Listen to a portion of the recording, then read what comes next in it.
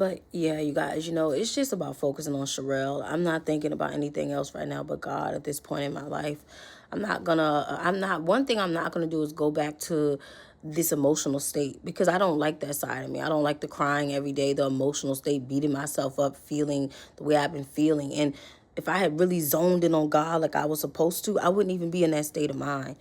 But that's where you have to put yourself and take yourself, because and I would really suggest if you have a good group of family and friends, constantly be around those people if you can. That way you feel around people who uplift you. Don't sit in your house and be alone and be sad. Like, get out the house, go do something for yourself. Spend time with your family. If you have kids, spend time with your kids or your spouse or whoever. But don't sit in that emotion in your house all the time. You do have to sit in your emotions to heal. I understand that. But I'm also saying get out the house and enjoy your life because you only get one life. You don't get all these lives to live, so live it. And don't spend it in the house crying about something or someone who doesn't matter. A lot of the things that I went through in my life was because I was so busy seeking validation from people. And half the people I was seeking validation from, when I look back, I'm like, Sherelle, they were just as broken as you. But not only that, who were they for you to be seeking validation from? They can't even validate themselves. So why? You really have to look at those things and think about those things. Like, why was I seeking validation from this person? They really couldn't give it to me. And look around the room. Like, who were they for me to be needing validation from them? They're not God.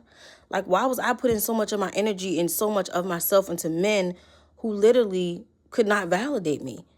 That was my sole purpose. I felt like without a man, I was nothing. I couldn't stand by myself. I had to have a man somewhere near me at all times because I felt like without a man, I was nothing. And that caused the cycle and the spiral of me going in and out of relationships for years and not being able to just be by myself because I felt like I needed that validation when I really don't need it. And I'm not going to spend another second thinking that way again.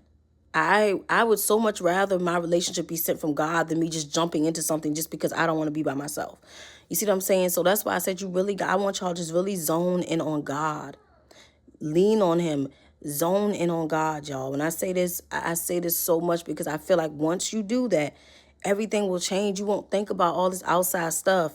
And I'm not even pressed. Don't get me wrong. I love the friends that I do have, but at the same time, I just want to focus on myself right now as I go on this journey. And I'm going to spend less time on my phone, too. I'm still going to make videos for y'all.